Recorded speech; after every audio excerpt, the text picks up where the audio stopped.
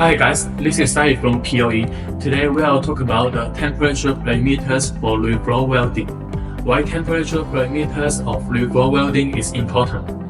When the PCB comes to reflow welding, it's very important to set the temperature parameter correctly to ensure the best result. Reflow welding is a process that involves melting solder and then cooling it to create a solid bond between electronic components and the PCB they are mounted on.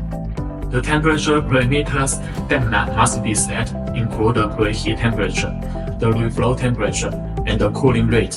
Properly setting these parameters will result in a high-quality solder joint. Incorrect setting can lead to defects and other problems.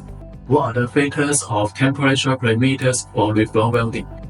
There are several factors that must be considered when setting the temperature parameters for reflow welding. These include the type of solder paste, the type of components being soldered, and the size and thickness for the PCB itself.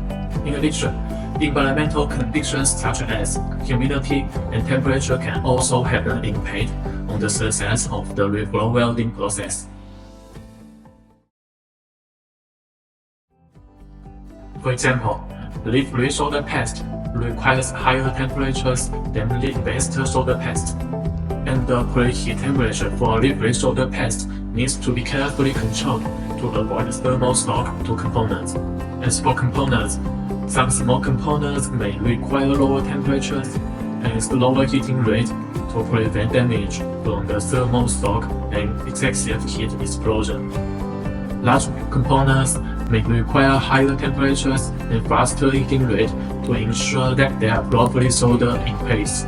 Large or thick PCB will require higher temperatures and longer reflow times to ensure that the solder melts evenly throughout the bond. Smaller or thinner PCB may require lower temperatures and shorter reflow times to avoid overheating or damage to the bond.